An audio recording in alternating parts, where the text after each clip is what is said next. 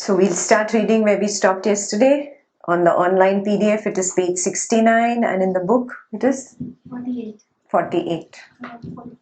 and 45 in different books. Okay. Almost all of these identifications can be traced back to an initial assumption that the I is limited to the body, either as an owner-occupant or co-extensive with its physical form. Means basically you identify with the body. You call this body as I. Yeah. Either I am the body, yeah, which is owner-occupant, or you say I am in the body, co-extensive. Yeah. This I am the body idea is the primary source of all subsequent wrong identifications, and its dissolution is the principal aim of self-inquiry. Very clear, I don't have to explain this. Yeah, you have to get over this I am the body. If the interest is so much in I am the body, you will never get established in awareness. Not possible. The interest is too much in matter, you will never ever be able to just be in awareness, because the matter or the attraction or the rejection of that matter will pull you out again and again. Yeah? Sri Ramana maintained that this tendency towards self-limiting identifications could be checked by trying to separate the subject I from the objects of thought which it identified with. Yeah, so how do you attain this state? Just separate that I from the object. That's what I told you. When you become quieter and quieter and quieter, you can see that first a feeling arises and then the identification arises. When I can start seeing this different level, first a feeling arises, then the identification arises, I have already separated it out. But right now, I'm not able to see it as beginners. Probably you see it as, oh, I'm having this feeling, or I'm having that feeling, or I am this feeling, or I am feeling like this. Are you seeing this? This is the different variations of how you feel. It is a feel. It's not in these words exactly. And you're not able to separate the I from the feeling. But in a very quiet mind state, you can very easily distinguish the two. The feeling and the identification with the feeling. The thought and the identification with the thought. The body and the identification with the body. This becomes very clear. Yeah? That's the purpose of absolute no sound meditation.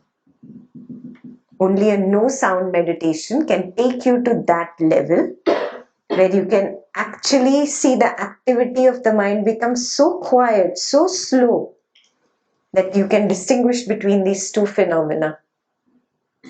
The feeling and the I that attaches to it. The thought and the I that attaches to it.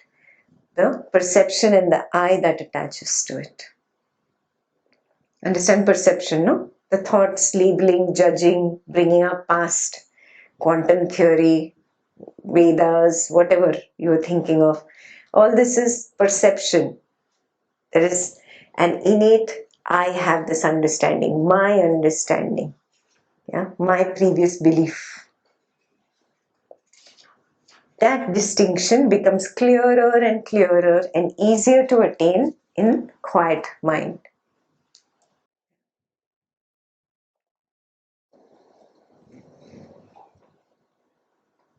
Since the individual I thought cannot exist without an object, if attention is focused on the subjective feeling of I or I am with such intensity that the thoughts I am this or I am that do not arise, then the individual I will be unable to connect with objects.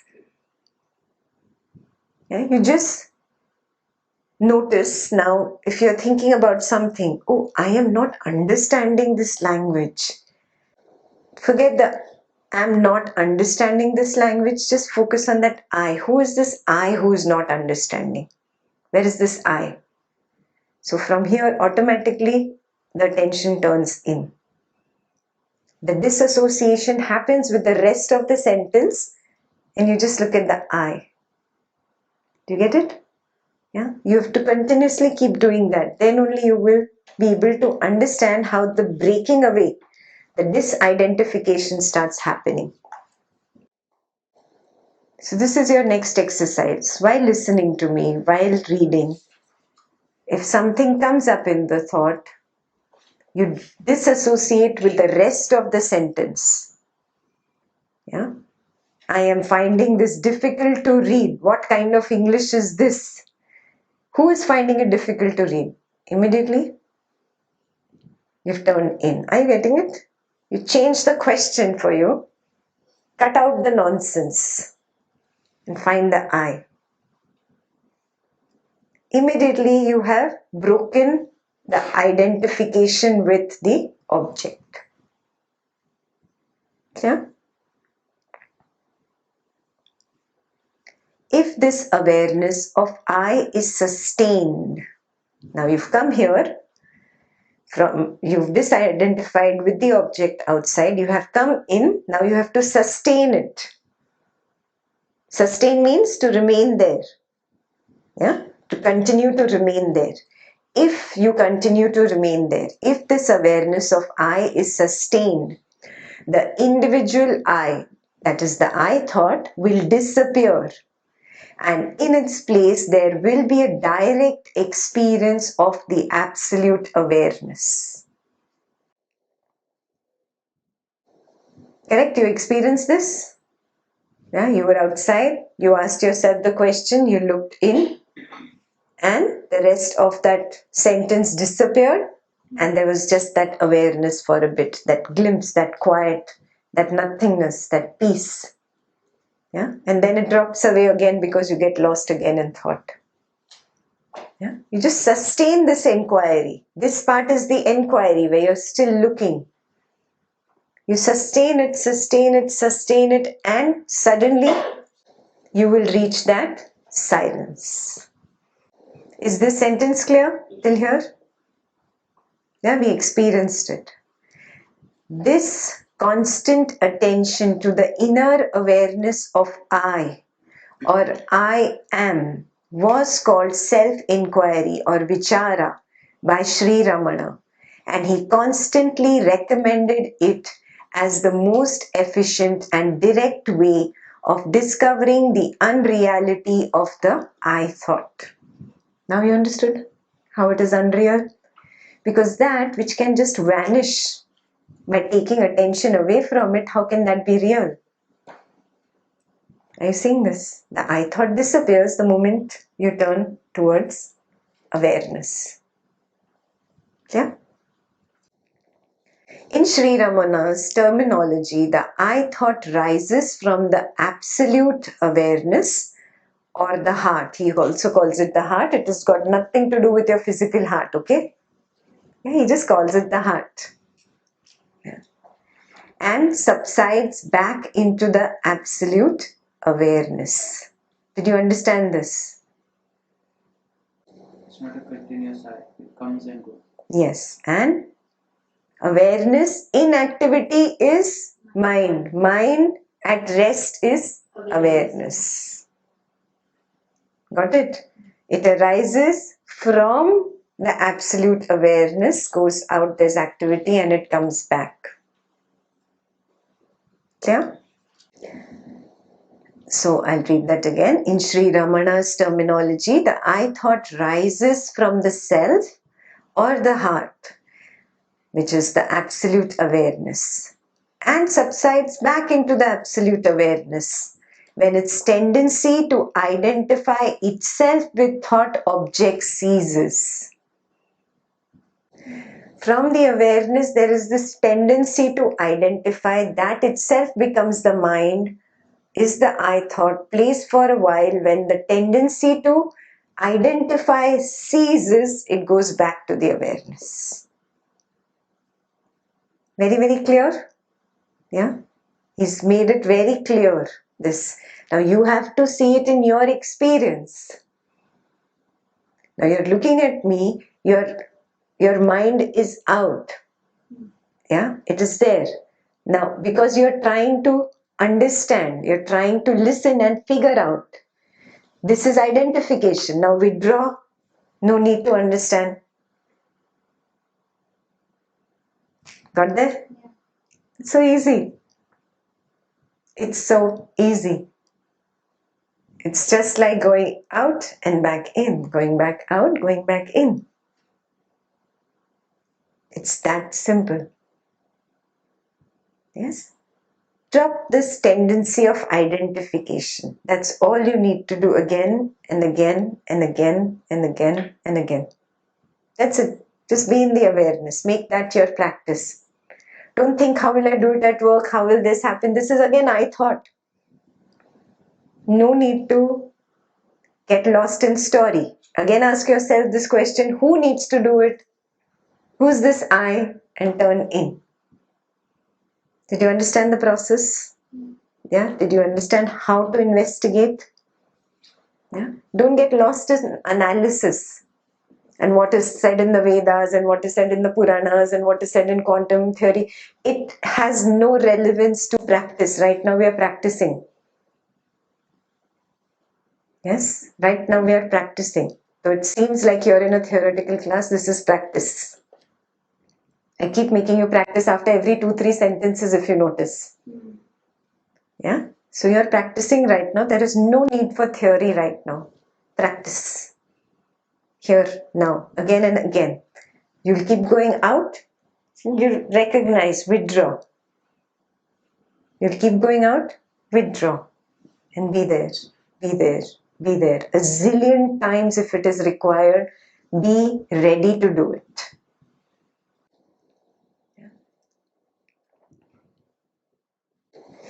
Because of this, he often tailored his advice to conform to this image of a rising and subsiding I.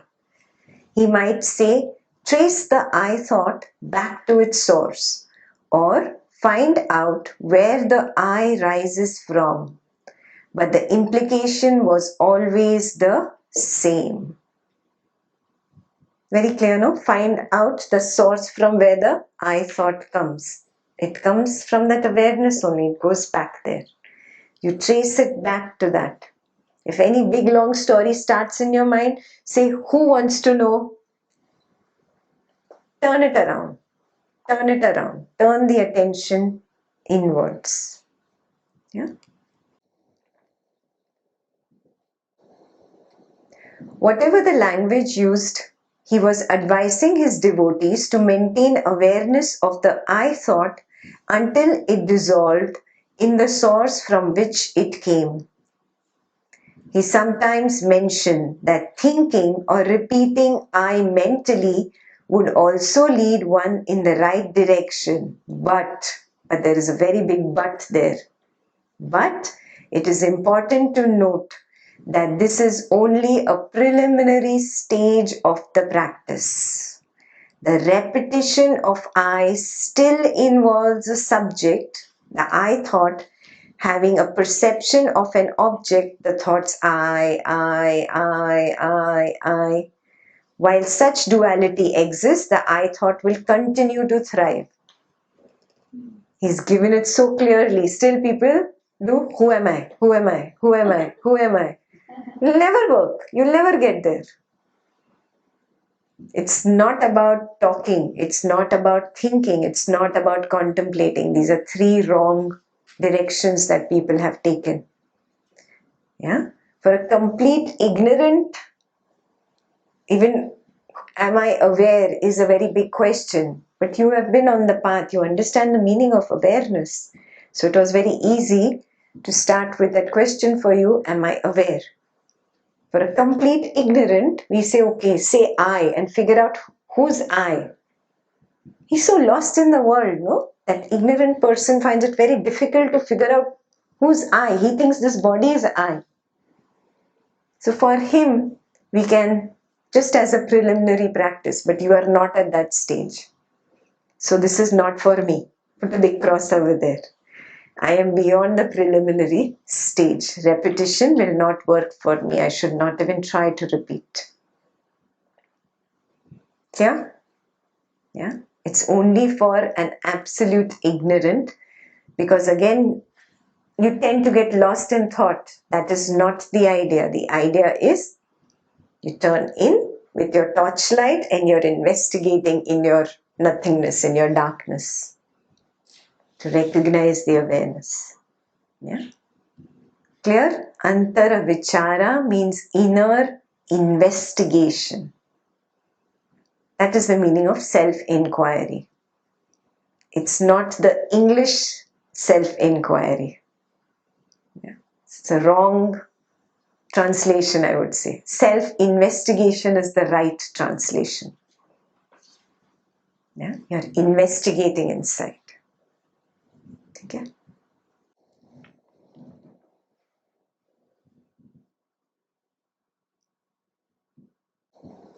It only finally disappears when the perception of all objects, both physical and mental, ceases. This is not brought about by being aware of an I, but only by being the I. So the I disappears only when the perception of all objects, both mental and physical, ceases. It's not brought about by being aware of an I, but only by being the I. Do you understand? You have to be the I, not think the I, not contemplate the I, be the I. Yes? Till the time I'm thinking, where am I? I'm lost. Yeah? I have to be the I. Then I am the awareness itself. Very clear? Okay. This stage of experiencing the subject rather than being aware of an object is the culminating phase of self-inquiry, and it will be explained in greater detail in the following chapter. This important distinction is the key element which distinguishes self-inquiry from nearly all other spiritual practices, and it explains why Sri Ramana consistently maintained that most other practices were ineffective. He often pointed out that traditional meditation and yoga practices necessitate the existence of a subject who meditates on an object.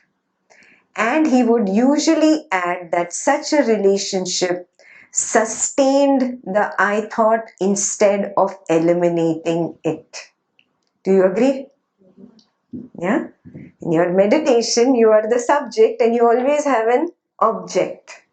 And because there is an object, whether it is your breath, whether it is a mantra, whether it is a sound, whatever it is, even if it is an inner silent mantra, it is still sound in the mind. So there is always a subject-object distinction.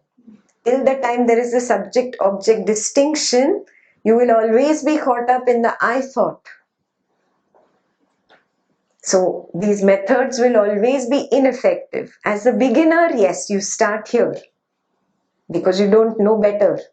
But finally, where do you have to end the journey? When the object drops, the subject and the object are one. When the awareness is aware of itself. This is where the journey culminates. Being the I, not thinking about the I. In subject and object, there is the I and then there is the thinking of the I. This is what happens in traditional meditation. In traditional yoga practices, there is being the I, which is with an object, the thinking of the I. I am that. You're still thinking. Yeah? You're still thinking, I am that.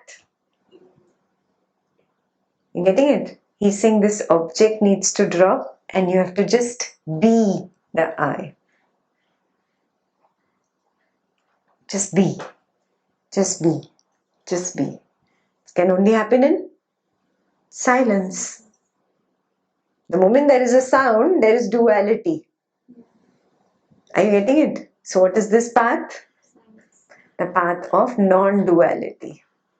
Advaita. Yeah, this is pure non-duality. But this has come totally from Ramana's experience. He didn't follow any Advaita teachings. He did not follow any practices. He never ever meditated. Everything came from his own awakening at that early age when I told you he was still in school.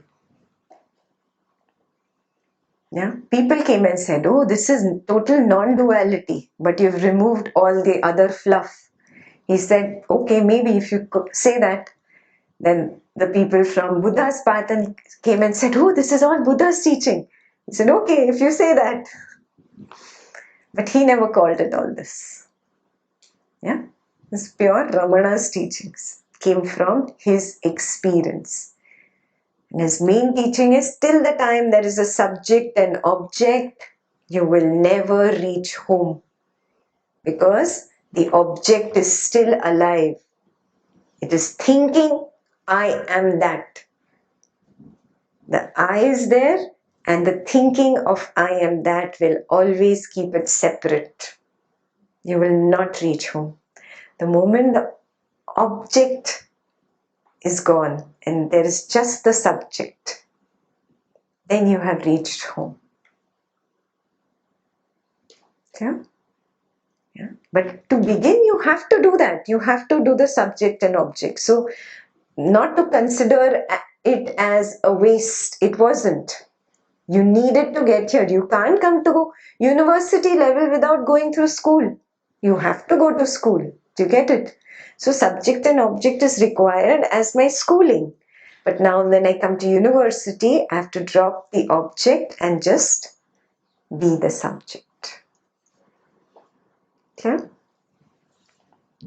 That's why it's the highest teaching. Yeah? And what did he say? Only for the ripe souls, the ripe beings.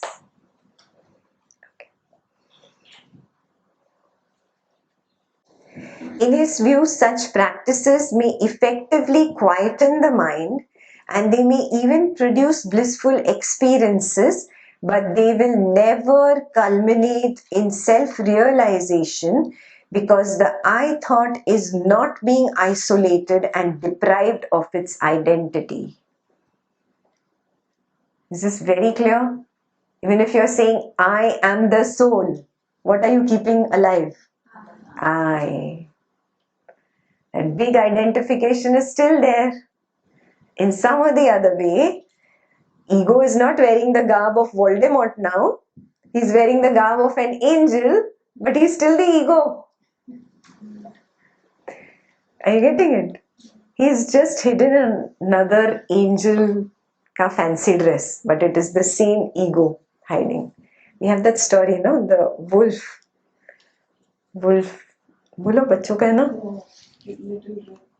Little Red Riding Hood, where the wolf wears the cape and whatever of the grandmother. Yeah, it's just like that. The ego is just wearing a cape. That does not change that tendency to identify with. Do you get it? He's saying that identification needs to drop. I thought needs to drop. The object, I am that, keep saying I am that. Will you get there? You will not get there because you're keeping identification alive and strong, and you're feeding it. I has become big, fat, healthy I. It's not going to work. Yeah. So all he's saying, the object needs to drop and the subject needs to just get absorbed within itself. Super clear? Yes? Again, repetition. It is not a waste. You needed to go through school to come to PhD. You cannot come to PhD without going through school, college, correct? So it was good, but sometimes we have to take certain steps. We have to learn something only to unlearn it at a particular point. In school, you learn 2 plus 2 is 4. When you go to higher mathematics class, 2 plus 2 can be proved as 5. So you unlearn something that I learned in the lower mathematics class. That does not say 2 plus 2 is equal to 4 is wrong. It is at the lower level. At the higher level, there are many other possibilities and probabilities. Simple. Clear? Huh. Yeah. So when someone or I say I'm talking, right? So if I remove the talking part and I'm looking at myself, now at this point of time, who's talking? Again, that's what the mind says the question, who am I? First you said, okay, I am talking, this is happening, this is happening. Okay, who am I? Mind only said it. After saying it turns in. It doesn't turn in without the question being ended. The question ends, who am I? Then the investigation begins. It goes around that subject for a while. The mind stops for a while. The answer comes. There's this piece where you collapse. And in that collapse, you find the answer. It's not in words, it's an experience. It's an experiential answer. And then the mind comes up, looks back out, formulates the answer, and gives the answer in words. First, there is an experience, and then you put it in words to yourself. As a beginner, you put it in words. As you practice, you won't even put it in words anymore. Now you just identify with that piece and you're just there. Only as a beginner, because we're learning to question, you're still answering it in words. Okay?